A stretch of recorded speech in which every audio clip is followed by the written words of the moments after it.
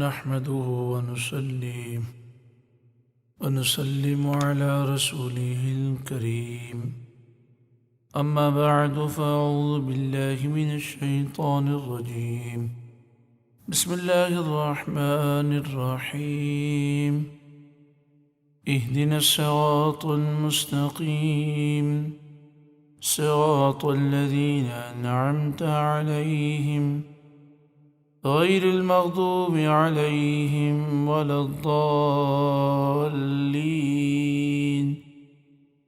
آمين ثم آمين بجاه سيد المرسلين صلى الله عليه وآله وسلم۔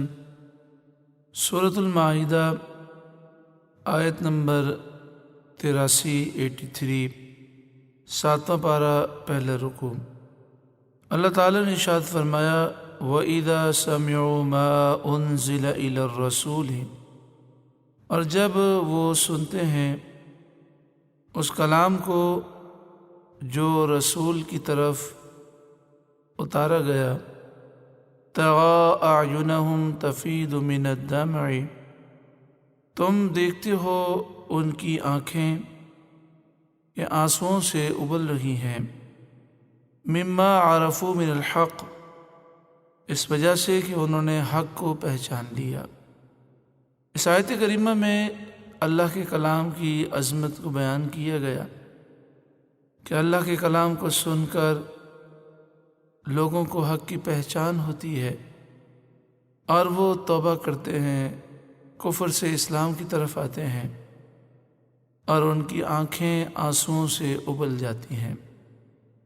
سورۃ المائدہ آیت نمبر 66 چھٹا پارہ 13واں رکوع۔ اللہ تعالیٰ نے ارشاد فرمایا لَأَكَلُوا مِن فَوْقِهِمْ وَمِن تَحْتِ أَرْجُلِهِمْ، اگر اللہ کی کتاب پر لوگ عمل کریں تو وہ اوپر سے بھی کھائیں اور اپنے پاؤں کے نیچے سے بھی کھائیں، یعنی اوپر سے نیچے سے انہیں وافر روزی دی جائے۔ سورہ اعراف آیت نمبر 96 نواں پارہ دوسرا رکوع۔ لَفَتَحْنَا عَلَيْهِمْ بَرَكَاتٍ مِّنَ السَّمَاءِ وَالْأَرْضِ، ضرور ہم ان پر آسمان و زمین کی برکتوں کو کھول دیں، یعنی جب لوگ قرآن پاک پر اللہ کی تعلیمات پر عمل کریں اور پھر تقوی اور پرہیزگاری سے مزین ہو جائیں تو آسمان اور زمین کی برکتیں ان کے لیے کھول دی جاتی ہیں۔ سورۃ المائدہ آیت نمبر 65 چھٹا پارہ 13واں رکوع۔ اللہ تعالیٰ نے ارشاد فرمایا لَكَفَّرْنَا عَنْهُمْ سَيِّئَاتِهِمْ وَلَأَدْخَلْنَاهُمْ جَنَّاتِ النَّعِيمِ، ضرور ہم ان سے ان کی خطاؤں کو مٹا دیں گے اور ضرور بضرور ہم انہیں نعمتوں کے باغات میں داخل کریں گے۔ یعنی قرآن مجید فرقان حمید اتنی پیاری کتاب ہے کہ اس کتاب میں غور و فکر کریں تو سینے بھی روشن ہوتے ہیں، حق کی پہچان بھی نصیب ہوتی ہے، آنکھوں سے آنسو بھی جاری ہو جاتے ہیں۔ پھر قرآن پاک کی تعلیمات پر جب لوگ عمل کرتے ہیں تو آسمان و زمین کی برکتوں سے مالا مال ہوتے ہیں، اوپر نیچے سے رزق کی فراوانی ہوتی ہے، گناہ مٹ جاتے ہیں اور ایسے لوگ غلبہ بھی پاتے ہیں، کامیاب بھی ہوتے ہیں، فتح اور عروج بھی پاتے ہیں اور جنت الفردوس میں وہ اپنا مسکن بھی بناتے ہیں۔ سورہ آل عمران آیت نمبر 164 چوتھا پارہ 8واں رکوع۔ قرآن مجید فرقان حمید نے حضور نبی کریم صلی اللہ علیہ وآلہ وسلم کے بارے میں قرآن نے ارشاد فرمایا لَقَدْ مَنَّ اللَّهُ عَلَى الْمُؤْمِنِينَ، ضرور بے شک اللہ نے مومنین پر احسان فرمایا، اِذْ بَعَثَ فِيهِمْ رَسُولًا مِّنْ أَنفُسِهِمْ، کہ اللہ نے ان مومنین کے درمیان انہی میں سے ایک رسول مبعوث فرمایا، یتلو علیہم آیاتہ، وہ رسول ان پر اللہ کی آیتیں پڑھ کر سناتے ہیں، وَيُزَكِّيهِمْ اور انہیں پاک کرتے ہیں، وَيُعَلِّمُهُمُ الْكِتَابَ وَالْحِكْمَةَ اور انہیں کتاب اور حکمت سکھاتے ہیں، وَإِن كَانُوا مِن قَبْلُ لَفِي ضَلَالٍ مُبِينٍ اور بے شک وہ اس سے پہلے ضرور کھلی گمراہی میں مبتلا تھے، یعنی لوگ گمراہ تھے، کھلی گمراہی میں مبتلا تھے۔ اللہ نے محبوب کریم صلی اللہ علیہ وآلہ وسلم کو مبعوث فرمایا۔ آپ صلی اللہ علیہ وسلم نے قرآن پاک کی انہیں تعلیم دی، انہیں پاک کیا، اور انہیں اللہ کے حبیب نے حکمتیں سکھائیں۔ معلوم یہ ہوا کہ نبی کریم صلی اللہ علیہ وآلہ وسلم نفس کا تزکیہ فرماتے ہیں، باطن کو پاک کرتے ہیں۔ عقید جہاں صلی اللہ علیہ وآلہ وسلم ہر اس چیز سے ہمیں دور کرتے ہیں جو باطن کو گندہ کرنے والی ہے۔ باطن کی، دل کی، سینے کی پاکیزگی میں جو سب سے بڑی رکاوٹ ہے وہ کیا ہے؟ وہ دنیا کی محبت ہے۔ ہم اسے میٹھا زہر بھی کہیں گے کہ میٹھا بھی ہے اور زہر بھی ہے۔ یہ دنیا کی محبت دھوکہ ہے، بلکہ سب سے بڑا دھوکہ ہے۔ قرآن مجید فرقان حمید میں اللہ تعالیٰ نے ارشاد فرمایا، سورہ حدید آیت نمبر 20، وَمَا الْحَيَاةُ الدُّنْيَا إِلَّا مَتَاعُ الْغُرُورِ اور دنیا کی زندگی تو دھوکے کا سامان ہے۔ قرآن پاک سے سمجھنے کے بعد آئیے حضور کی بارگاہ میں ہم حاضر ہوتے ہیں۔ قرآن پاک سے ہم یہ بات سمجھ چکے کہ دنیا کی زندگی دھوکے کا سامان ہے۔ آئیے سرکار دو عالم صلی اللہ علیہ وسلم کی بارگاہ سے فیض حاصل کریں۔ اللہ تعالی حکیم ہے۔ اللہ نے انبیاء علیہ السلام کو حکمت کے خزانے عطا فرمائے، اور تمام انبیاء میں سب سے زیادہ جو ممتاز ہیں، نبیوں کے سردار ہیں، عقید جہاں صلی اللہ علیہ وآلہ وسلم ہیں، جو حکمت دانائی اور کمال شفقت میں سب سے بلند و بالا ہیں۔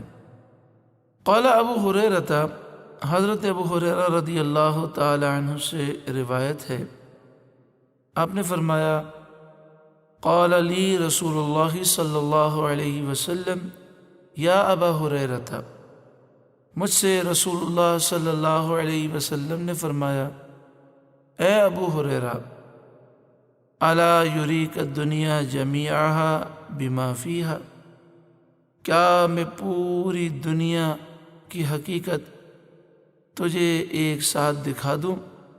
بما فیہا، جو دنیا میں ہے سب ایک ساتھ دکھا دوں؟ فقلت بلا یا رسول اللہ، تو میں نے عرض کی، ہاں کیوں نہیں یا رسول اللہ۔ اب نبی کریم صلی اللہ علیہ وسلم کی حکمت کا انداز دیکھیں۔ حضرت ابو ہریرہ رضی اللہ تعالیٰ عنہ فرماتے ہیں، آپ صلی اللہ علیہ وسلم نے میرا ہاتھ پکڑا اور مجھے ایک وادی میں لے آئے۔ وہاں ایک کوڑے کرکٹ کا ڈھیر تھا، گندگیوں کا ڈھیر تھا، جس میں انسانی کھوپڑیاں، گندگی، پرانے کپڑے اور ہڈیاں پڑی ہوئی تھیں۔ پھر فرمایا، یا ابا ہریرہ، اے ابو ہریرہ، ہذہ رؤوس کانت تحرس کحرسکم، یہ بھی وہ سر ہیں جو تمہاری طرح حرص کرتے تھے، وَتَأْمُلُوا كَأَمْلِكُمْ، اور لمبی لمبی امیدیں رکھتے تھے جیسے تم لمبی امیدیں رکھتے ہو۔ ثُمَّ هِيَ الْيَوْمَ عِظَامٌ بِلَا جِلْدٍ، پھر آج کے دن یہ ہڈیاں ہیں جن پر کھال بھی نہیں۔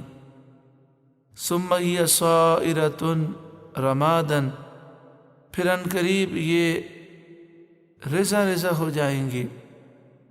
وَهَذِهِ الْعُذُرَاتِ، اور یہ گندگیاں، ہِیَ الْوَانُ أَطْعِمَتِهِمْ، یہ ان کے رنگین کھانے تھے۔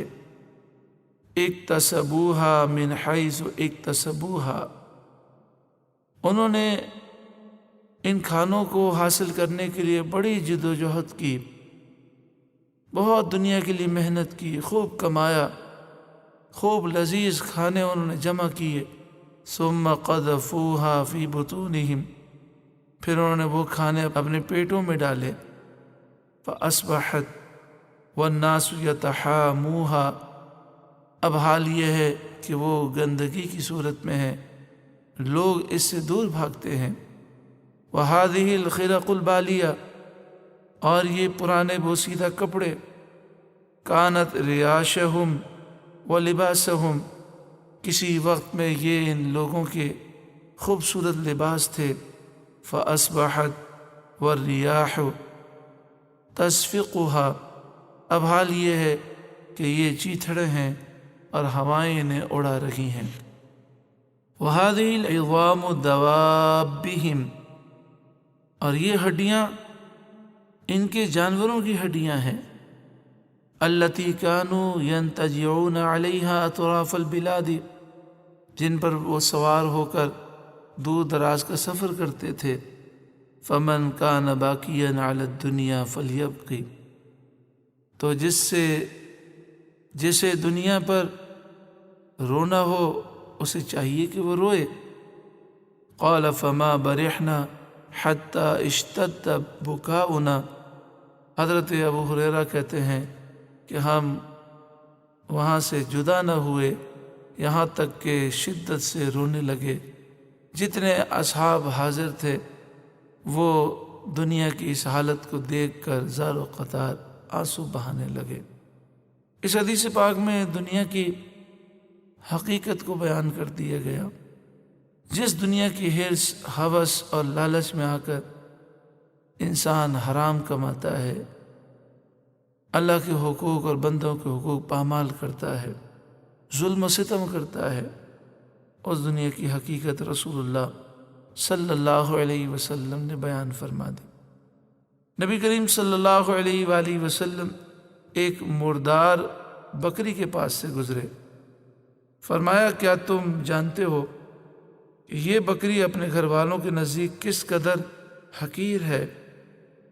یعنی ایک بکری جو مر گئی، پھول گئی، پھٹ گئی، بدبودار ہے۔ تو آپ نے فرمایا تم جانتے ہو کہ بکری کے مالک کے نزدیک یہ بکری کتنی حقیر ہے؟ انہوں نے عرض کی اس حقارت کی وجہ سے ہی انہوں نے اس کو پھینکا ہے۔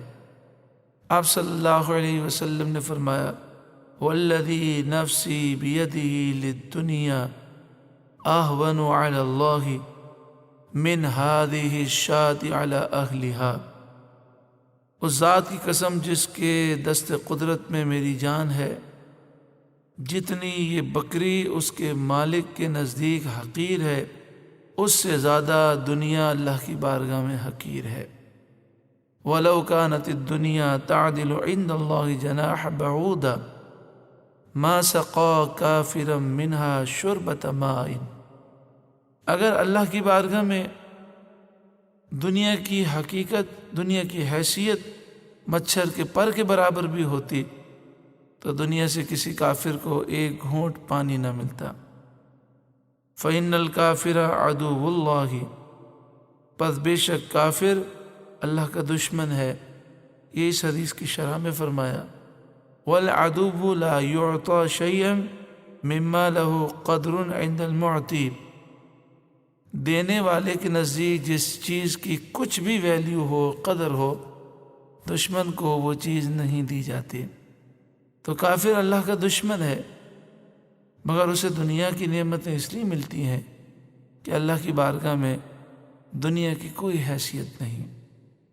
یہ دنیا کی حرص، ہوس، لالچ یہ ایمان کی بھی دشمن ہے۔ کئی لوگوں کے ایمان دنیا کی ہوس میں برباد ہو جاتے ہیں۔ احیاء العلوم 3 جلد صفحہ نمبر 185، ہمارے آقا و مولا صلی اللہ علیہ وسلم نے فرمایا لَتَأْتِيَنَّكُمْ بَعْدِي دُنْيَا، میرے بعد تمہارے پاس ضرور بضرور دنیا آئے گی، تَأْكُلُ إِيمَانَكُمْ كَمَا تَأْكُلُ النَّارُ الْحَطَبَ، وہ تمہارے ایمان کو کھا جائے گی جیسے آگ لکڑی کو ایندھن کو کھا جاتی ہے، جیسے آگ خشک لکڑی کو کھا جاتی ہے، ایسے دنیا تمہارے پاس آئے گی اور تمہارے ایمان کو برباد کر دے گی۔ ایمان کی حفاظت کے لیے ضروری یہ ہے کہ بندے کے دل میں دنیا کی ذرہ برابر بھی ہوس، حرص اور لالچ نہ ہو، وہ آخرت کو ترجیح دے اور دنیا کی خاطر اپنی آخرت کے معاملات کو خراب نہ کرے، دنیا کی خاطر اللہ اور اس کے رسول کو ناراض نہ کرے، دنیا کی خاطر لوگوں کے حقوق پامال نہ کرے۔ حضرت مستورد بن شداد رضی اللہ تعالیٰ عنہ فرماتے ہیں، مسلم شریف میں ہے، عاقد جہاں صلی اللہ علیہ وآلہ وسلم نے فرمایا، واللہ ما الدنیا فی الآخرہ الا مثل ما یجعل احدکم اصبعہ فی الیم فلینظر بما یرجع۔ اللہ کی قسم، آخرت کے مقابلے میں دنیا کی حیثیت اس طرح ہے جیسے تم میں سے کوئی اپنی انگلی بہت بڑے سمندر میں ڈالتا ہے، پھر انگلی نکالتا ہے تو اس انگلی پر جو ہلکی سی تری ہوتی ہے، اس تری کو اور ساتوں سمندر کو کیا نسبت حاصل ہے؟ دنیا کی حیثیت آخرت کے مقابلے میں یہ بھی نہیں۔ یعنی یوں سمجھ لیجئے کہ آخرت 7 سمندر یا 14 سمندر سے بھی وسعت رکھتی ہے اور انگلی پر لگنے والے پانی سے بھی کم حیثیت دنیا کی ہے۔ اس کی شرح میں فرمایا، فیہ تمثیل لقصر زمان الدنیا، اس میں مثال سمجھائی گئی کہ دنیا کا زمانہ بہت مختصر ہے، بسرعت فنائها بالنسبت للآخرہ، اور بڑی تیزی سے دنیا کا وقت گزر جاتا ہے اور دنیا فنا ہونے کی طرف جا رہی ہے آخرت کے مقابلے میں، کہ آخرت تو ہمیشہ ہمیشہ کے لیے۔ حضرت نوح علیہ السلام سے پوچھا گیا کہ آپ نے دنیا کو کیسا پایا؟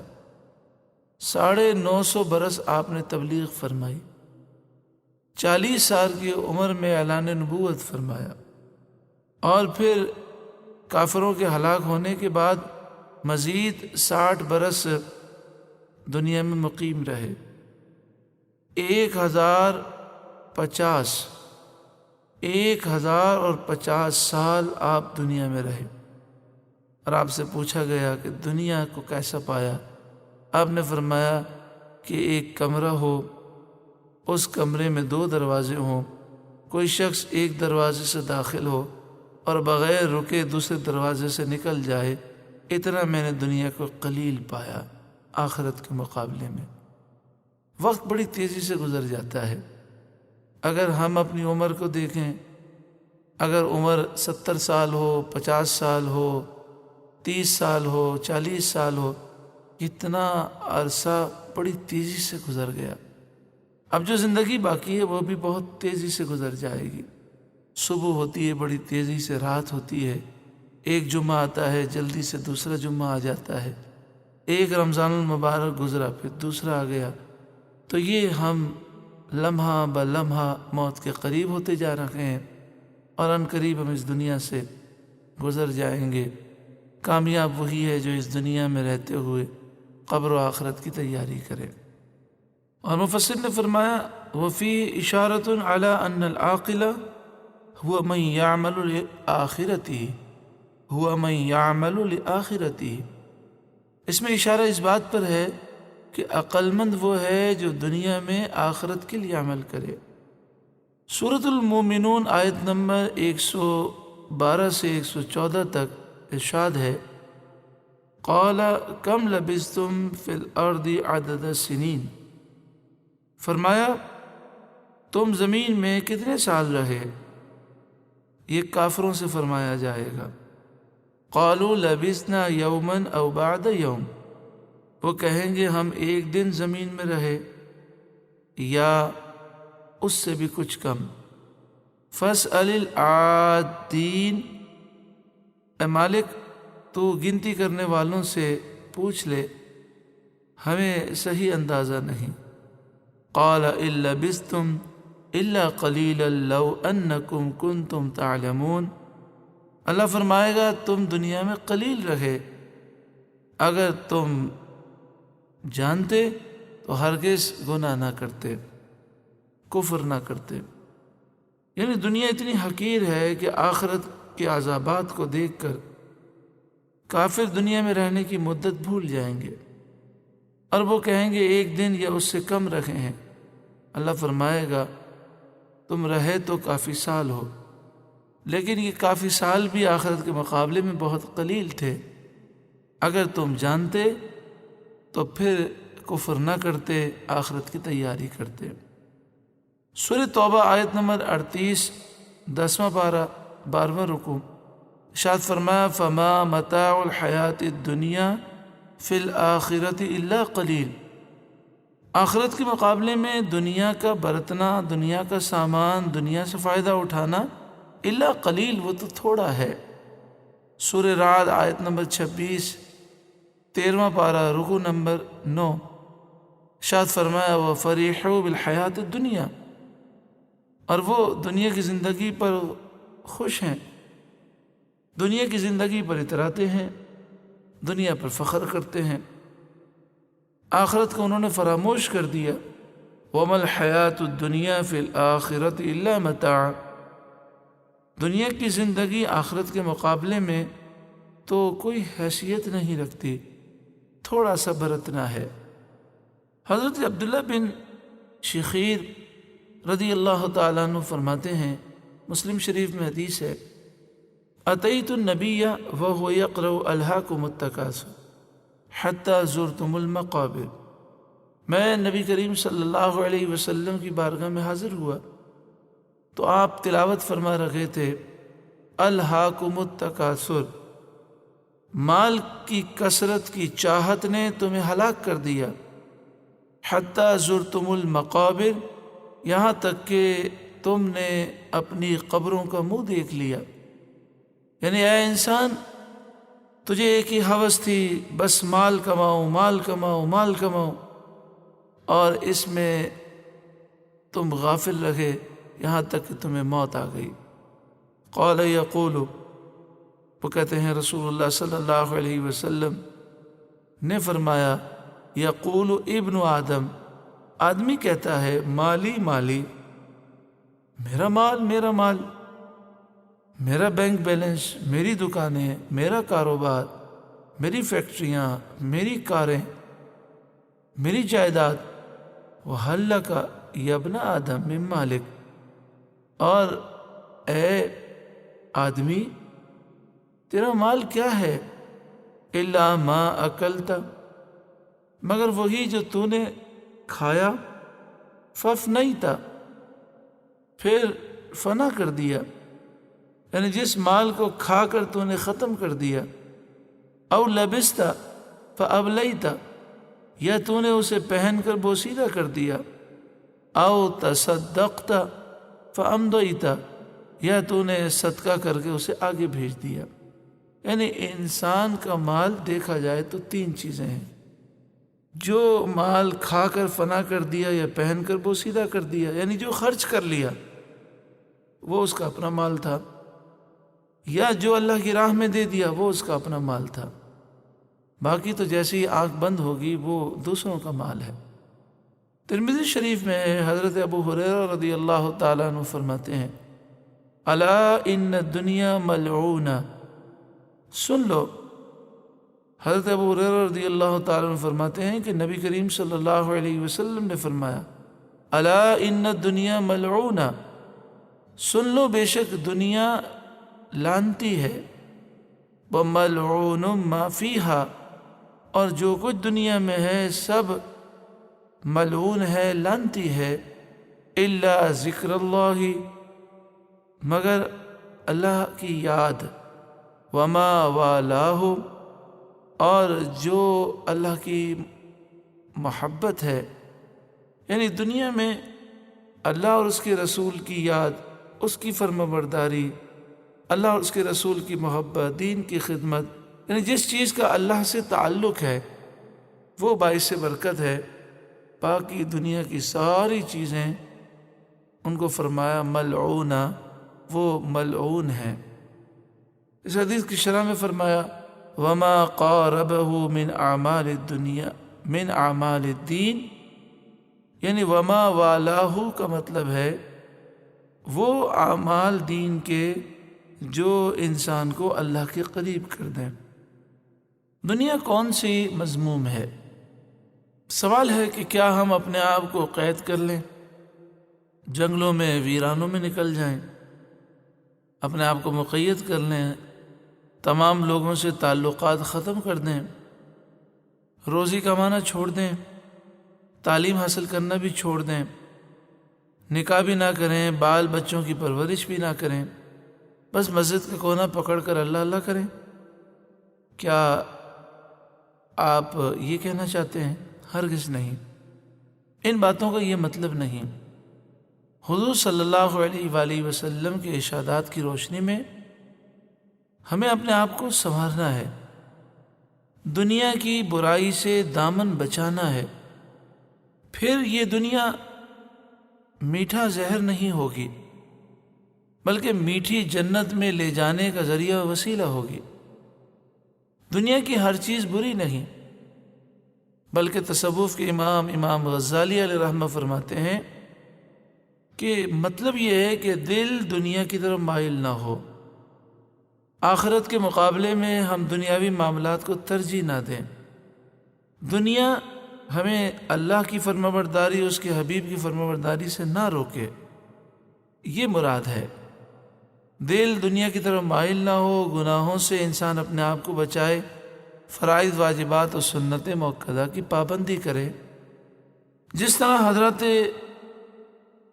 حضرت عثمان بن عفان رضی اللہ تعالیٰ عنہ، آپ نے دنیا میں رہ کر آخرت کا سودا کر لیا۔ حضور صلی اللہ علیہ وآلہ وسلم ارشاد فرماتے ہیں، مسلم شریف میں حدیث ہے، تستحیی منہ الملائکہ، عثمان وہ شخص ہیں کہ جن سے فرشتے بھی حیا کرتے ہیں۔ ترمذی شریف میں ہے، لکل نبی رفیق، ہر نبی کا جنت میں ایک رفیق ہوگا، وہ رفیقی یعنی فی الجنہ عثمان، اور میرا رفیق جنت میں عثمان ہے۔ بہت بڑا بزنس تھا، بہت بڑا کاروبار تھا، لیکن اس کاروبار نے آپ کو اللہ کی یاد سے غافل نہیں کیا، بلکہ آپ نے یہ مال اللہ کی راہ میں خرچ کر کے آخرت کو حاصل کیا۔ غزوہ تبوک کے موقع پر ترمذی شریف میں ہے، آپ نے پہلے 100 اونٹ پیش کیے، پھر اس میں اضافہ کیا، 200 کر دیے، پھر اضافہ کیا، 300 کر دیے۔ تو آپ صلی اللہ علیہ وسلم نے فرمایا، ما علی عثمان ما عمل بعد هذه، ما علی عثمان ما عمل بعد هذه، آج کے بعد عثمان کو کوئی عمل نقصان نہیں دے گا، یعنی ان کے لیے جنت واجب ہو گئی۔ ترمذی شریف میں ہے کہ آپ نے 1000 سونے کی اشرفیاں، ایک سونے کی اشرفی کا وزن تقریباً 4 گرام ہوتا ہے، اور 3 سونے کی اشرفیاں اگر دیکھیں تو 12 گرام کی ہو جاتی ہے، 1 تولے سے بھی اوپر۔ تو آپ نے 1000 سونے کی اشرفیاں، اور دوسری روایت میں ہے کہ 10,000 سونے کی اشرفیاں، جو تقریباً 40 کلو سونا بنتا ہے، آپ نے نبی کریم صلی اللہ علیہ وسلم کی بارگاہ میں پیش کیا، دین کی سربلندی کے لیے، جہاد کے لیے۔ آپ صلی اللہ علیہ وآلہ وسلم کی بارگاہ میں پیش کیا، حضور خوش ہوئے، فرمایا ما ضر عثمان ما عمل بعد اليوم مرتين، نے 2 مرتبہ فرمایا آج کے بعد عثمان کو کوئی عمل نقصان نہیں دے گا، یعنی ان کے لیے جنت واجب ہو گئی۔ 10,000 مجاہدین کا آپ نے مکمل سامان دیا، ہتھیار، کھانے پینے کا سامان، سواری، 10,000 مجاہدین کے لیے۔ اور ایک روایت میں تو ہم نے سنا نا، آپ نے 300 اونٹ دیے، لیکن دوسری روایت میں ہے کہ آپ نے 900 اونٹ حضور کی بارگاہ میں پیش کیے، اور 300 گھوڑے پیش کیے۔ بیعت رضوان کے وقت نبی کریم صلی اللہ علیہ وسلم نے اپنے ہاتھ کو حضرت عثمان غنی رضی اللہ تعالیٰ عنہ کا ہاتھ قرار دیا۔ صحابہ اپنے ہاتھوں سے حضرت عثمان غنی کے ہاتھ مبارک کو افضل سمجھتے۔ مسجد نبوی شریف کے لیے جگہ کو خریدا کہ جب حضور نے فرمایا من یشتری بقعۃ آل فلان فیزیدها فی المسجد بخیر له منها فی الجنہ، آپ صلی اللہ علیہ وسلم نے فرمایا جو فلاں زمین کو خریدے اور مسجد میں اضافہ کرے، یعنی مسجد سے متصل جو جگہ ہے وہ خرید لے اور مسجد میں توسیع ہو، تو اللہ تعالیٰ اس سے بہتر جگہ اسے جنت میں عطا فرمائے گا۔ تو حضرت عثمان غنی نے وہ جگہ خرید کر مسجد نبوی شریف کے لیے دی۔ بیر روما کہ آپ نے فرمایا جو یہ خرید کر مسلمانوں کو اس کا پانی وقف کر دے اس کے لیے جنت کی بشارت ہے۔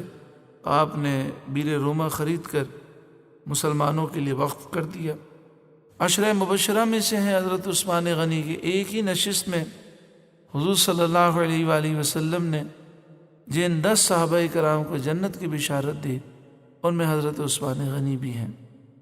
اگر کوئی کہے کہ ہمیں عثمان غنی کا خزانہ حاصل ہو جائے اور وہ یہ دعا کرے کہ اللہ ہمیں عثمان غنی کا خزانہ عطا فرما، ہم دعا کرتے ہیں کہ بہتر ہو تو اللہ تعالیٰ دعا قبول فرمائے۔ عثمان غنی رضی اللہ تعالیٰ عنہ کا خزانہ کیا ہے؟ حلال کو حاصل کرنا، حرام سے بچنا، حرام کے شبہ سے ہی بچنا، غرور، تکبر اور فخر بھی نہ ہو، عاجزی انکساری بھی ہو، اللہ کی راہ میں خرچ بھی ہو، اور اس مال سے دین کی سربلندی کے لیے کوشش بھی کی جائے۔ دنیا کے معاملات کے باوجود اللہ کی عبادت خوش و خضوع سے کی جائے، اور قبر کا عالم یہ ہو کہ قبر کو دیکھیں تو آنسو بہائیں۔ اور کیسی پیاری سوچ کہ یہ قبر پہلی منزل ہے۔ حضرت عثمان غنی فرماتے میں قبر کو دیکھ کر اس لیے زیادہ روتا ہوں کہ یہ پہلی منزل ہے، اس میں جو کامیاب ہے وہ آگے بھی کامیاب ہے، اس میں جو ناکام ہے وہ آگے بھی ناکام ہے۔ لیکن ہمارا حال اس سے مختلف ہے۔ سورۃ القیامہ آیت نمبر 20 اور 21 میں اللہ تعالیٰ نے ارشاد فرمایا کلا بل تحبون العاجلہ، ہرگز نہیں بلکہ تم دنیا کو چاہتے ہو، وتذرون الآخرہ، اور آخرت کو چھوڑ دیتے ہو۔ سورۃ الاعلی آیت نمبر 16 میں فرمایا بل تؤثرون الحیات الدنیا، بلکہ تم دنیا کی زندگی کو ترجیح دیتے ہو۔ حضور کی زندگی ہمارے لیے فیض اور حکمت کا خزانہ ہے۔ اللہ تعالیٰ حکمت و دانائی کے تمام خزانے ہمیں نصیب فرمائے۔ حدیث پاک میں ہے کہ 2 شخصوں پر رشک کرنا چاہیے، یعنی 2 شخصوں کو دیکھ کر دل میں خیال آنا چاہیے کہ اللہ تعالیٰ ہمیں بھی ایسا بنائے۔ ایک تو وہ شخص جسے اللہ تعالیٰ نے علم دیا اور وہ یہ علم پھیلا رہا ہے، خدمت کر رہا ہے، اور دوسرا وہ شخص جسے اللہ نے حلال مال دیا اور اس حلال مال کو اللہ کی راہ میں خرچ کر رہا ہے۔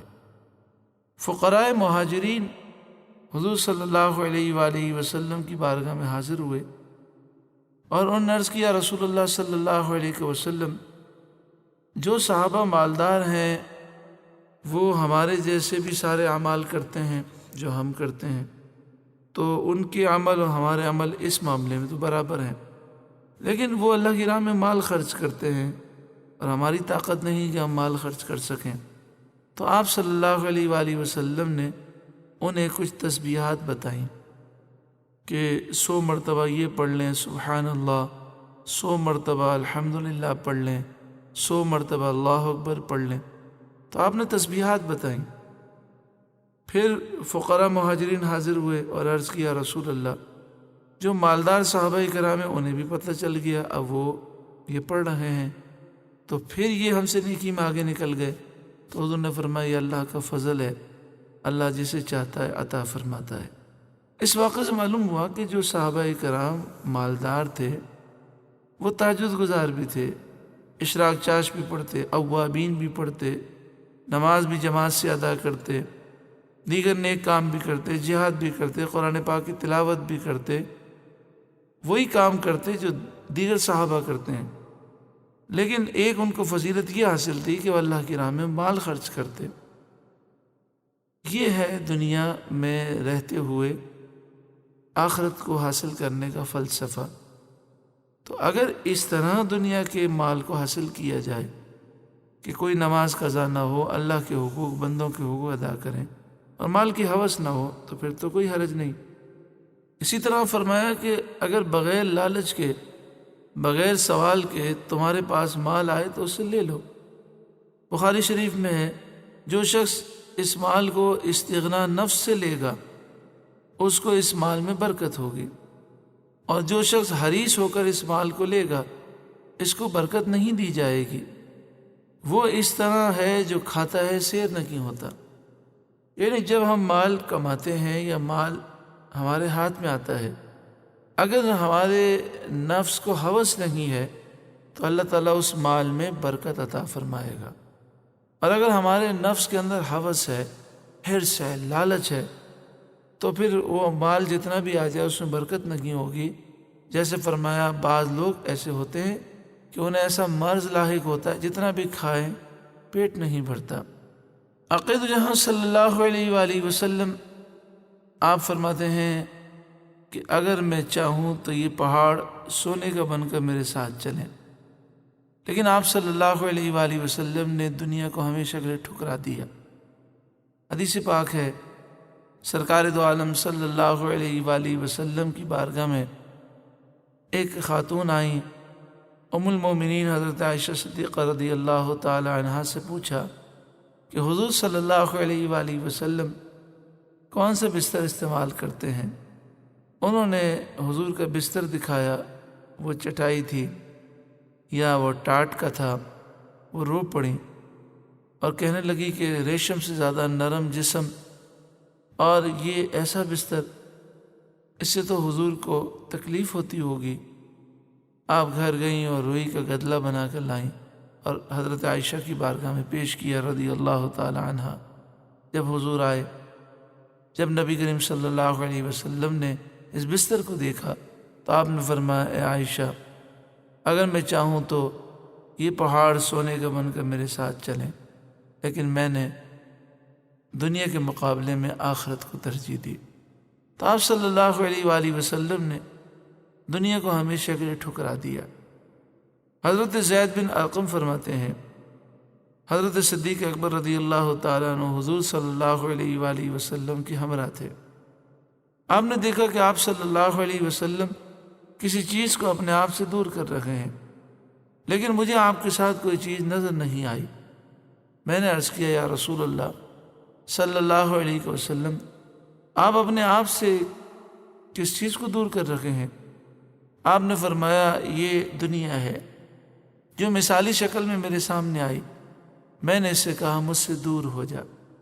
حضرت عبداللہ بن مسعود رضی اللہ تعالیٰ عنہ سے روایت ہے، ترمذی شریف میں یہ حدیث ہے، نام رسول اللہ صلی اللہ علیہ وسلم علی حصیر، نبی کریم صلی اللہ علیہ وسلم نے آرام فرمایا چٹائی پر، فقام وقد اثر فی جنبہ، آپ جب بیدار ہوئے تو چٹائی نے آپ کے پہلو میں نشان کر دیے۔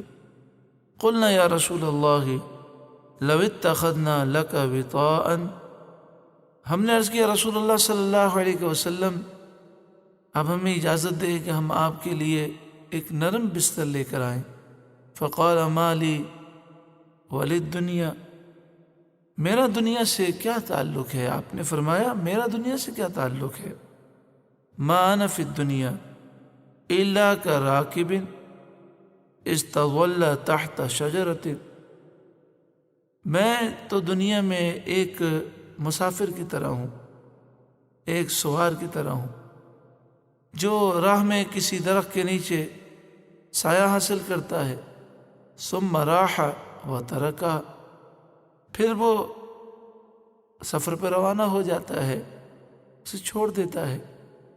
یعنی دنیا کی حیثیت ایسی ہی ہے کہ ہم ایک مسافر ہیں۔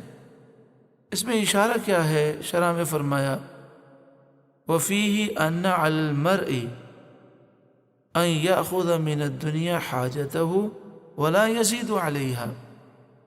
اس حدیث میں اشارہ یہ ہے کہ بندے کو چاہیے کہ دنیا میں صرف ضرورت کی چیزیں دنیا سے لے اور اپنی ضرورت سے زائد دنیا کو جمع نہ کرے۔ حضور صلی اللہ علیہ وآلہ وسلم نے دنیا کو ہمیشہ کے لیے ٹھکرا دیا۔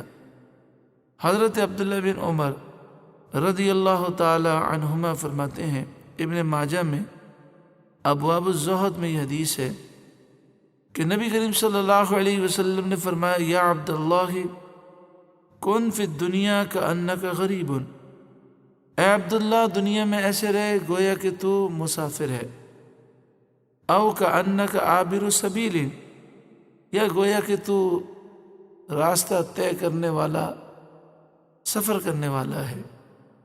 اس میں اشارہ اس طرف ہے کہ مسافر کی دو صورتیں ہوتی ہیں، ایک یہ کہ وہ کراچی سے نکلا اور لاہور جا رہا ہے، تو کراچی سے لاہور کے درمیان جو راستہ ہے وہ طے کرنے والا عابر سبیل ہے۔ اب آپ بتائیے اس راستے میں کیا وہ بنگلے بناتا ہے؟ بس اس کا انداز یہ ہوتا ہے کہ میں یہ سفر کر لوں اور جو میری ضروریات ہیں وہ مجھے حاصل ہو جائے، اس سے زیادہ اسے راستے سے کوئی غرض نہیں ہوتا۔ اور کأنک غریب یعنی مسافر کی طرح زندگی گزار۔ وہ کراچی سے لاہور گیا، 3 دن اس کے قیام ہے، تو 3 دن وہاں رہنا ہے تو وہ اپنے ساتھ سامان 3 دن کا لے جائے گا اور اس کی کوشش ہوگی کہ بس گزارا ہو جائے۔ تو اس طرح ہمیں دنیا میں گزارا کرنا ہے۔ وَعُدَّ نَفْسَكَ مِنْ أَهْلِ الْقُبُورِ، اور اپنے آپ کو مردوں میں شمار کر، یہ تصور کر کہ میں دنیا سے چلا گیا ہوں، میں مر چکا ہوں۔ جب یہ تصور قائم ہو گیا تو اب دنیا کی رنگینیاں اس کے سامنے کوئی حیثیت نہیں رکھتی۔ حضرت زید بن ثابت رضی اللہ تعالی عنہ سے روایت ہے، قال رسول اللہ صلی اللہ علیہ وسلم، رسول اللہ صلی اللہ علیہ وآلہ وسلم نے ارشاد فرمایا۔ اس فرمان سے ہمیں یہ بات سمجھ میں آئے گی کہ اگر دنیا کی ہوس ہمارے دل میں نہ ہو تو پھر دنیا کی زندگی گزارنا کتنا آسان ہو جاتا ہے، پھر نعمتوں کی کتنی فراوانی ہوتی ہے۔ من کانت الدنیا ہمہ فرق اللہ علیہ امرہ، دنیا کی زندگی، دنیا کی ہوس، دنیا کی فکر ہی جس کی بڑی فکر ہو تو اللہ تعالیٰ اس کے معاملات کو پھیلا دیتا ہے، مشکل بنا دیتا ہے۔ وَجَعَلَ فَقْرَهُ بَيْنَ عَيْنَيْهِ، اور اس کی محتاجی کو اس کی آنکھوں کے سامنے رکھ دیتا ہے، یعنی سب کچھ ہونے کے باوجود اس کی ضروریات پوری نہیں ہوتی۔ وَلَمْ يَأْتِهِ مِنَ الدُّنْيَا إِلَّا مَا كُتِبَ لَهُ، اور اتنی بھاگ دوڑ کے بعد بھی دنیا اتنی ہی ملتی ہے جتنی نصیب میں لکھی ہے۔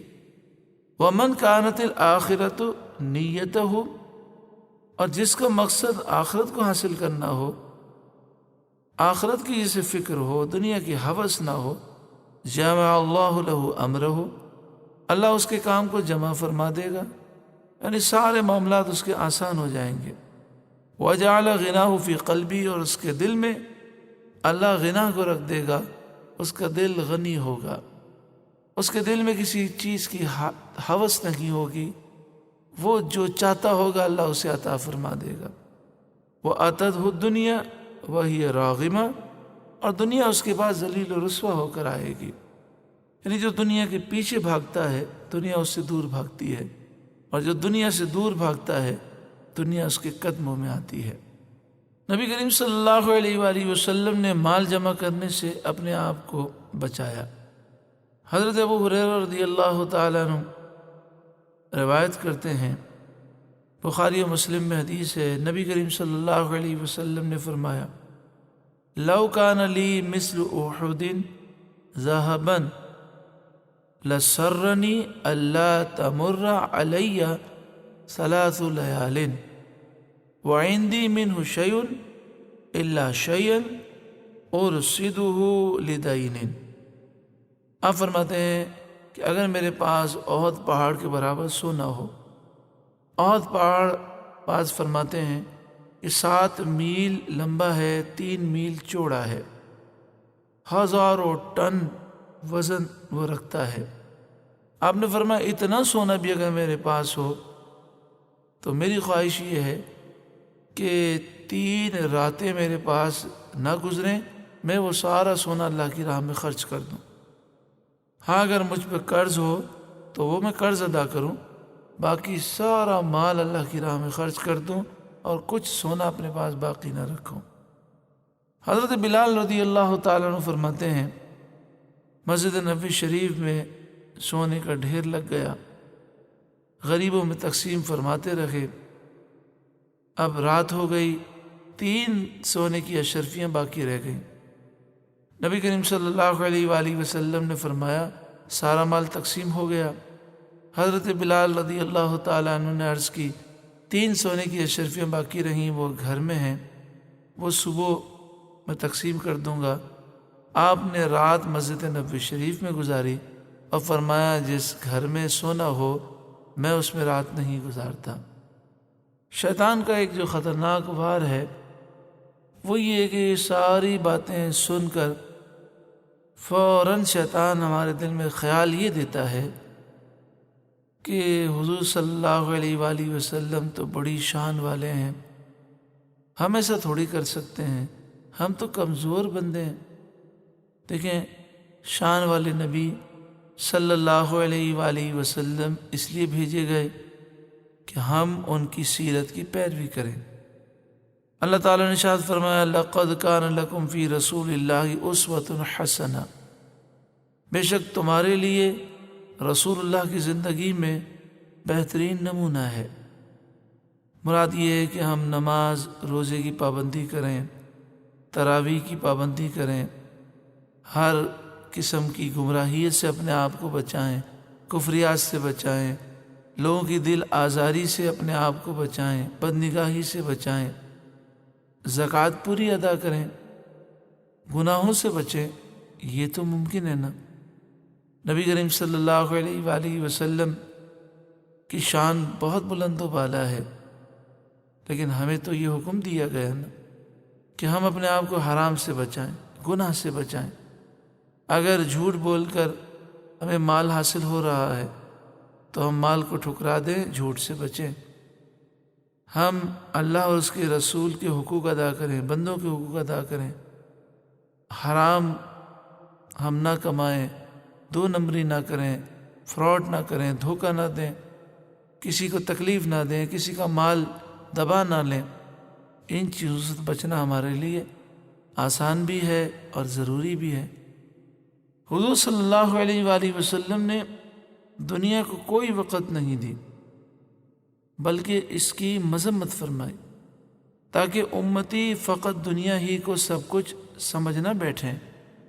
سچوں کے سردار، ماں باپ سے زیادہ چاہنے والے ہمیں ارشاد فرماتے ہیں حب الدنیا رأس کل خطیئہ، دنیا کی محبت ہر گناہ اور برائی کی جڑ ہے۔ کمال الفاظ ہیں، انتہائی مختصر الفاظ مگر گہرائی کتنی ہے۔ پھر سنیے، حب الدنیا رأس کل خطیئہ، دنیا کی محبت ہر برائی کی جڑ ہے۔ کیا برائیاں، کیا تباہیاں ہوئیں دنیا کی محبت کی وجہ سے۔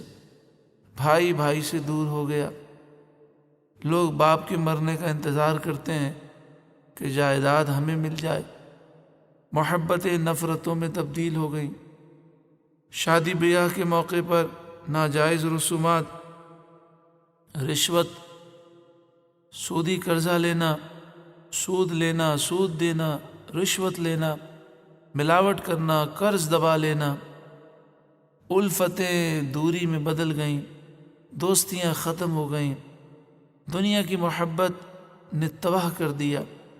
بس ایک ہی ہوس ہے، بس دنیا کا فائدہ ہو جائے، حلال حرام کی کوئی تمیز نہیں، حرام کما رہے ہیں، سود لے رہے ہیں، سود دے رہے ہیں، ناجائز ذرائع اختیار کر رکھے ہیں، وعدہ خلافی کر رہے ہیں، دل آزاریاں کر رکھے ہیں، پھر جوتے پٹخ پٹخ کر غرور و تکبر کے ساتھ چل رہے ہیں۔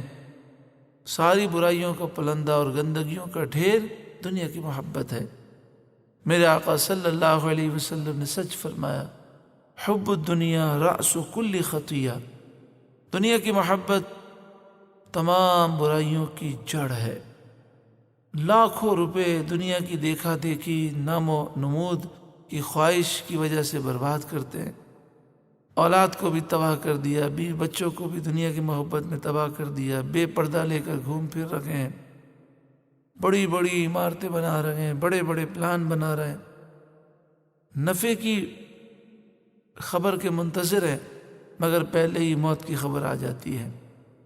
زُیِّنَ لِلنَّاسِ حُبُّ الشَّهَوَاتِ مِنَ النِّسَاءِ وَالْبَنِينَ، لوگوں کے لیے شہوات کی محبت مزین کی گئی، یعنی عورتیں اور بیٹے، والقناطیر المقنطرۃ من الذهب والفضہ، سونے چاندی کے اوپر تلے ڈھیر، والخیل المسومہ، اور نشان زدہ گھوڑے یعنی بہترین سواریاں، والانعام، اور جانور مویشی، والحرث، اور کھیتی یعنی کاروباری مراکز، ذالک متاع الحیات الدنیا، یہ دنیا کی زندگی کا سامان ہے، واللہ عندہ حسن المآب، اور اللہ کے پاس بہترین ٹھکانہ ہے، اللہ کے پاس بہترین ثواب ہے، بہترین اجر ہے۔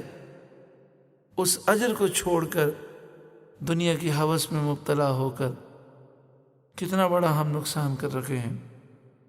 قل اونبئکم بخیر من ذالکم، اے محبوب آپ فرمائیے کیا میں تمہیں اس سے بہتر کی خبر دوں؟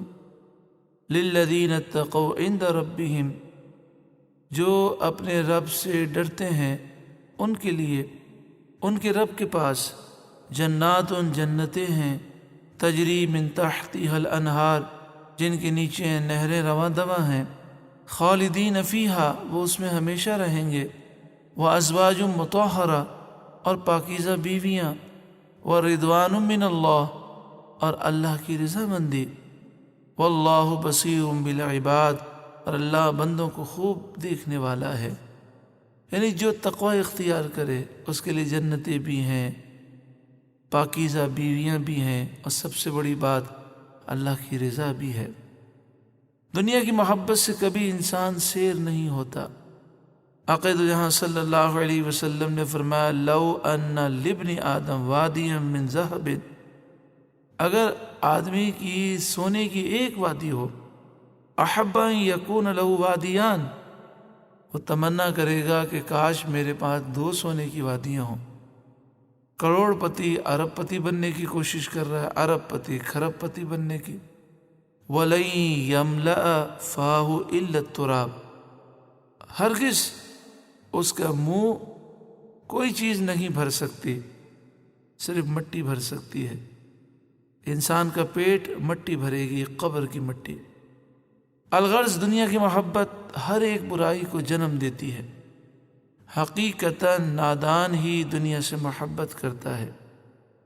علیہا یعادی من لا علم لہ، وعلیہا یحسد من لا فقہ لہ۔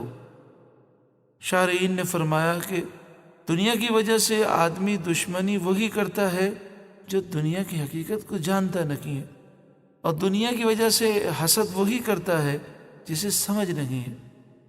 اس میٹھے زہر دنیا کی محبت نے ہمیں اندھا کر دیا۔ یہ میٹھا زہر ہلاکت، تباہی، بربادی ہے۔ سرکار دو عالم صلی اللہ علیہ وسلم نے اسے ہلاکت فرمایا تاکہ ہم اپنے آپ کو اس سے بچائیں۔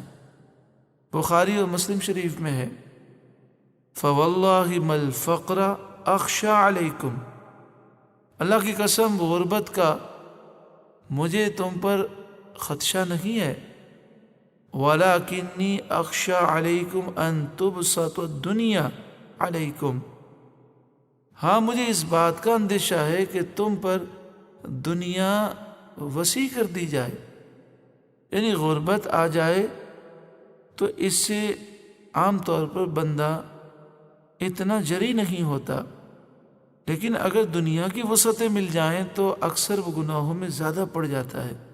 کما بسطت علی من کان قبلکم، جیسے تم سے پہلے لوگوں پر دنیا وسیع کی گئی، فتنافسوها کما تنافسوها فتہلککم کما اہلکتہم، پھر تم بھی ان کی طرح دنیا کی محبت میں گرفتار ہو جاؤ گے، پھر جس طرح دنیا نے انہیں ہلاک کیا تمہیں بھی ہلاک کر دے گی۔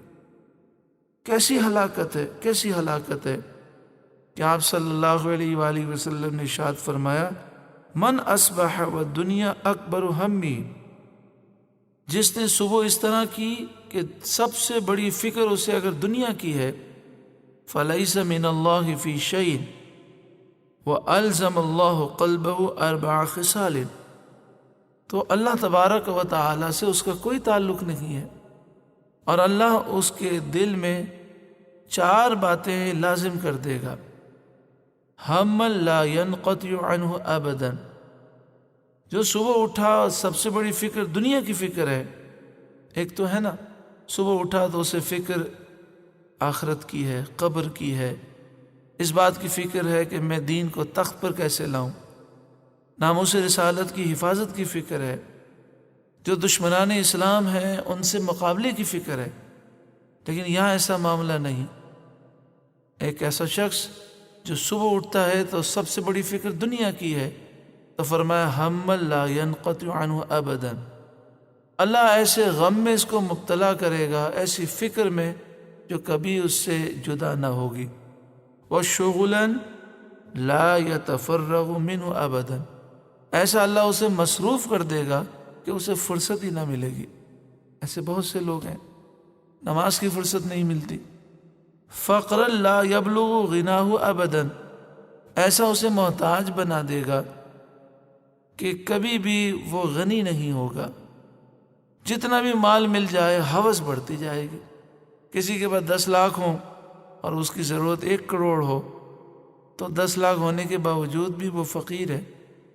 وَأَمَلًا لَا يَبْلُغُ مُنْتَهَاهُ أَبَدًا، اور ایسی لمبی امید میں مبتلا کر دے گا جو کبھی ختم نہیں ہوگی۔ اس کا علاج کیا ہے؟ اس کا علاج فرمایا اِذَا نَظَرَ أَحَدُكُمْ إِلَى مَنْ فُضِّلَ عَلَيْهِ فِي الْمَالِ وَالْخَلْقِ فَلْيَنْظُرْ إِلَى مَنْ هُوَ أَسْفَلُ مِنْهُ، جب تم میں سے کسی کی نظر ایک ایسے شخص پر پڑے جو مال میں زیادہ ہو، یعنی مالدار ہو، حسین ہو، خوبصورت ہو، تو چاہیے اسے کہ وہ اپنے سے ادنا کو دیکھے۔ انظروا إِلَى مَنْ هُوَ أَسْفَلَ مِنْكُمْ، جو تم سے ادنا ہے انہیں دیکھو، وَلَا تَنظُرُوا إِلَى مَنْ هُوَ فَوْقَكُمْ، اور جو تم سے اوپر ہیں مالی اعتبار سے، دنیا کے اعتبار سے، انہیں نہ دیکھو۔ حضرت عیسیٰ علیہ السلام کا گزر ہوا ایک ایسی بستی سے جس بستی پر اللہ کا عذاب آیا تھا، تو آپ نے فرمایا ان پر عذاب اس لیے آیا کہ یہ دنیا کی محبت میں مبتلا تھے، اللہ کی نافرمانی کرتے تھے، اور جس طرح ماں کو بچے سے محبت ہوتی ہے انہیں دنیا سے محبت تھی۔ دنیا آتی خوش ہو جاتے، جب دنیا جاتی غمگین ہو جاتے، رو پڑتے۔ سورہ فاتر آیت نمبر 5 میں ارشاد ہے فَلَا تَغُرَّنَّكُمُ الْحَيَاةُ الدُّنْيَا وَلَا يَغُرَّنَّكُمْ بِاللَّهِ الْغَرُورُ، ہرگز تمہیں دنیا کی محبت، دنیا کی زندگی دھوکہ نہ دے، اور ہرگز تمہیں اللہ کے بارے میں وہ بڑا دھوکے باز شیطان دھوکہ نہ دے۔ شیطان کے دھوکے سے بھی بچو اور دنیا کے دھوکے سے بھی بچو۔ حضرت سعید بن جبیر فرماتے ہیں غرور الدنیا ان یشتغل الانسان بنعیمها ولذاتها عن عمل الآخرہ، حتی یقول یا لیتنی قدمت لحیاتی۔ آپ فرماتے ہیں کہ دنیا کا دھوکہ یہ ہے کہ انسان دنیا کی نعمتوں میں اور لذتوں میں اتنا مشغول ہو جاتا ہے کہ آخرت کے عمل سے غافل ہو جاتا ہے، یہاں تک کہ جب موت آتی ہے تو کہتا ہے کاش میں نے اپنی زندگی میں کچھ آگے بھیجا ہوتا۔ سورہ فجر آیت نمبر 23 اور 24 میں ارشاد ہے یومئذ یتذکر الانسان وانیٰ لہ الذکریٰ، قیامت کے دن انسان یاد کرے گا، وانیٰ لہ الذکریٰ، مگر اس وقت یاد کرنا اسے کیا فائدہ دے گا؟ وہ اپنی غلطیوں کو یاد کرے گا، اپنی نادانیوں کو یاد کرے گا، اسے احساس ہوگا کہ میں نے اپنی زندگی برباد کی۔ الغرور باللہ ان یکون الانسان یعمل بالمعاصی۔ حضرت سعید بن جبیر رضی اللہ تعالیٰ عنہ فرماتے ہیں اللہ کے ساتھ غرور کیا ہے، یعنی اللہ کے بارے میں دھوکے میں مبتلا ہونا کیا ہے؟ فرمایا انسان گناہ کا عمل کرے ثم یتمنی علی اللہ المغفرہ، پھر یہ بھی تمنا کرے کہ اللہ پر لازم ہے کہ وہ مجھے بخش دے۔ دھوکے سے بچنے کے لیے حضور صلی اللہ علیہ وسلم کے ارشاد پر غور کرتے ہیں، جس کی بنا پر ہمیں عمل کا جذبہ بیدار ہو اور ہم اپنے آپ کو سنوارنے کی کوشش کریں۔ عمومی طور پر قبر و آخرت کی طرف توجہ نہیں ہوتی، حالانکہ حضور صلی اللہ علیہ وسلم نے بڑی پیاری بات ارشاد فرمائی یتبع المیت ثلاثۃ، میت کے ساتھ 3 جاتے ہیں، اہلہ اس کے رشتہ دار، ومالہ اس کا مال بھی ہوتا ہے، وعملہ اور اس کا عمل بھی ہوتا ہے، فیرجع اثنان 2 واپس آ جاتے ہیں، یعنی رشتہ دار یہیں رہ جاتے ہیں، اس کا مال یہیں رہ جاتا ہے اور رشتہ داروں کا ہو جاتا ہے، وَيَبْقَى مَعَهُ وَاحِدٌ يَتْبَعُهُ، اور ایک اس کے ساتھ رہ جاتا ہے جو اس کے ساتھ رہتا ہے، وہ اس کا عمل ہے۔ یرجو اہلہ ومالہ، اہل اور مال واپس لوٹ آتے ہیں، وَيَبْقَى عَمَلُهُ، اور قبر میں اس کا عمل رہ جاتا ہے۔ یأتیہ رجل حسن الوجہ حسن الثیاب حسن الریح، ایک شخص ان کے پاس آیا۔ قرآن مجید فرقان حمید میں ارشاد ہے المال والبنون زینۃ الحیات الدنیا، مال اور بیٹے دنیا کی زندگی کی زینت ہیں، والباقیات الصالحات خیر عند ربک ثوابا وخیر عملا، اور باقی رہنے والے اچھے اعمال ہیں جو تمہارے رب کے پاس بہتر ہیں ثواب کے اعتبار سے اور اچھے انجام کے اعتبار سے۔ الدنیا سجن المومن و جنت الکافر، دنیا مومن کے لیے قید خانہ ہے اور کافر کے لیے جنت ہے، یعنی مراد یہ ہے کہ مومن جب جنت میں جائے گا اور جنت کی بہاریں دیکھے گا تو اس کے مقابلے میں دنیا اس کے لیے قید خانہ ہے، اور کافر جب جہنم میں جائے گا تو اس کے مقابلے میں جب وہ دیکھے گا دنیا کو تصور کرے گا تو اسے محسوس ہوگا کہ دنیا تو میرے لیے جنت تھی۔ یا فرمایا مراد یہ ہے کہ مومن دنیا میں قید خانے کی طرح رہتا ہے، آخرت کی تیاری کی فکر میں ہوتا ہے، اور کافر عیاشیوں میں مبتلا ہو جاتا ہے۔ اللہ رب العالمین ہمیں دنیا کی ہوس سے، دنیا کی حرص سے، لالچ سے محفوظ فرمائے۔ پھر اس بات کو دوبارہ ذکر کیا جاتا ہے، اس بیان کا مقصد یہ ہے کہ ہمارے دل میں جب دنیا کی ہوس ہوتی ہے اور جب ایک ایسی پوزیشن پر ہم کھڑے ہوتے ہیں کہ آخرت کو حاصل کریں یا دنیا کو حاصل کریں، تو جس کے دل میں آخرت کی محبت ہوتی ہے وہ دنیا کو ٹھکرا دیتا ہے، آخرت کو حاصل کر لیتا ہے۔ تو ہمیں ایسی دنیا میں رہتے ہوئے آخرت سے ایسی محبت کرنی ہے کہ ہم اللہ اور اس کے رسول کی محبت میں، آخرت کی محبت میں اس دنیا کی ہوس کو گناہوں بھری زندگی کو ٹھکرا دیں اور ایک اچھی اور پاکیزہ زندگی گزاریں۔ اسی میں کامیابی ہے۔ اللہ تعالی ہم سب کو عمل کی توفیق اور سعادت نصیب فرمائے۔ اس کے لیے ضروری ہے کہ ہمارے دل کی گندگی دور ہو، اور دل کی گندگی دور ہوتی ہے کثرت سے موت کو یاد کرنے سے، قرآن پاک کی تلاوت کثرت سے کرنے سے، اچھی دوستی سے، اور توبہ کی کثرت سے اور توبہ میں جلدی کرنے سے۔ تو آئیے ہم اللہ تعالیٰ کی بارگاہ میں توبہ کریں اور یہ عزم کریں کہ اب ہم ایک پاکیزہ زندگی گزاریں گے، اپنی موت کو بار بار یاد کریں، قرآن پاک کی تلاوت کثرت سے کریں۔ انشاءاللہ جب ہمارا دل نرم ہوگا، ہمارے دل سے زنگ دور ہو جائے گا، تو انشاءاللہ پھر ہم ان تمام مصیبتوں سے محفوظ ہوں گے۔ حدیث پاک میں ہے عقل مند کی 3 نشانیاں ہیں۔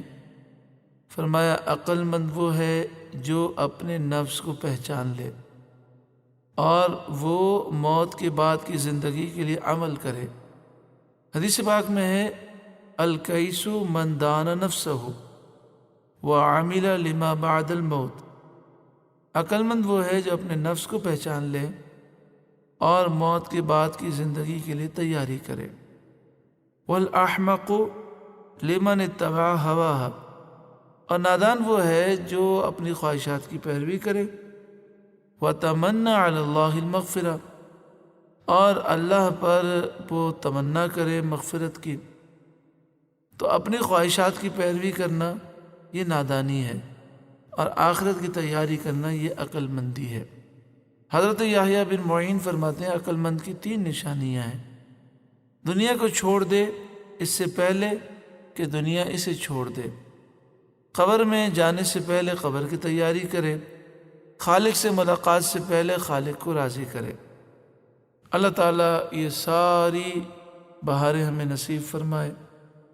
یقیناً یہ ساری برکتیں قرآن پاک کے نور سے ہمیں نصیب ہوں گی۔ قرآن پاک کو ہم سمجھنے کی کوشش کریں، قرآن پاک کی دعوت عام کریں۔ الحمدللہ ہر جمعے کو رات 10:15 بجے سے لے کر 11:15 بجے تک بہار شریعت مسجد میں نور قرآن نشست ہوتی ہے۔ آپ سے گزارش ہے کہ خود بھی ضرور آئیں، دوسروں کو دعوت دیں۔ ہمارا جو یوٹیوب چینل ہے اس پر پورے قرآن پاک کی تفسیر موجود ہے۔ نور القرآن انٹرنیشنل آفیشیل جو یوٹیوب چینل ہے اس پر پورے قرآن پاک کی تفسیر موجود ہے، اسے سماعت کریں۔ اللہ تعالیٰ مجھے بھی اور آپ سب کو عمل کی توفیق عطا فرمائے، اور دنیا کی ہوس، حرص اور لالچ سے اللہ تعالیٰ نجات عطا فرمائے۔ آمین بجاہ سید المرسلین صلی اللہ علیہ وآلہ وسلم۔